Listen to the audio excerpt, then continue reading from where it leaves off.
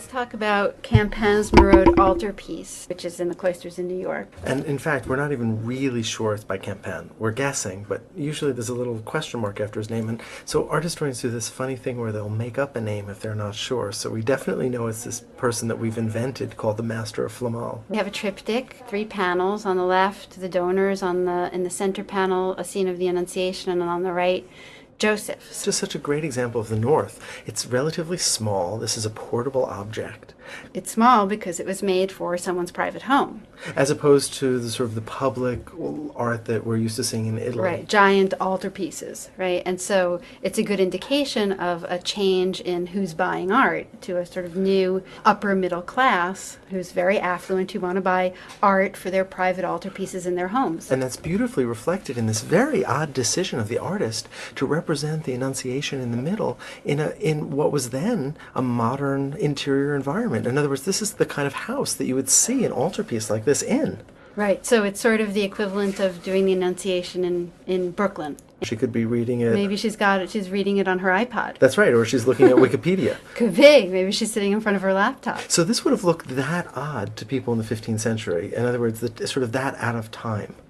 But it was something that was appealing to them, that out of time. It made them feel that these figures were closer to them and that they could relate more emotionally to what this must have been like for Mary as a woman to have been told this, to sort of get inside those feelings, which was an important, I think, way in the early 15th century that people were connecting to God.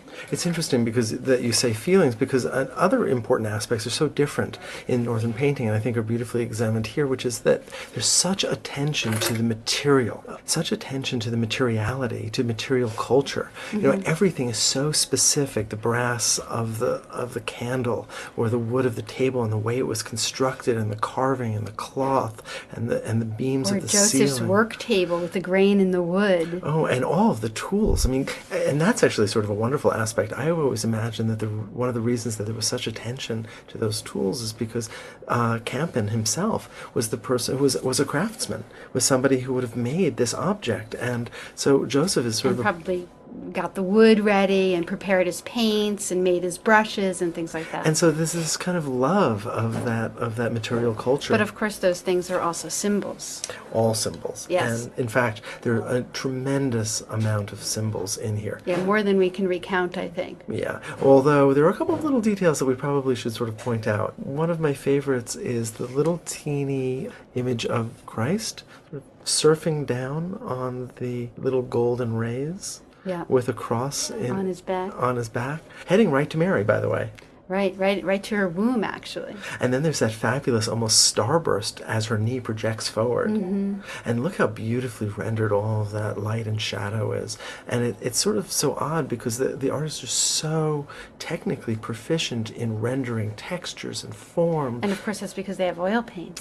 And it's so luminous as a result. And so we can get the reflections on reflective surfaces like the brass candlestick or the brass pot in the background, or the porcelain of the vase, or the heavy wool fabric, I imagine, of Mary's dress. But then, at the same time, there are some real structural problems, because in Italy, by this time, Brunelleschi is doing his thing, and linear perspective is being understood. Yeah. And this floor... No, Masaccio would have cut his hands off if he had painted this. He would have been very unhappy with himself. Right. He would have thought he made a big mistake. Well, that's absolutely. Look at the tabletop, and look how it disagrees with the floor, which is still too steep. And there are just too many multiple sort of perspectives here. Right, and the room looks narrower in the back than it does in the front. The floor looks like it tilts upward. We're looking at the top of the table and the side of things at the same time. The space is all wrong, and in fact the figures are too large for the room, and the room is not, it's packed with objects. There's no room for anyone to walk around in. So it's not a real space. And it's fabulous in the information that it conveys. I have to tell you, I'm especially in love with the most distant views. If you look in the donor panel all the way on the left, and you look through the open door, you can actually see the streets landscape, Yeah. and you can see a horse, and you can see actually a shop People that's by a open. window. That's right, people in the window, and Yeah. on the opposite side, in back of Joseph, and in back of A whole Flemish city back there. oh, it's incredible. Yeah.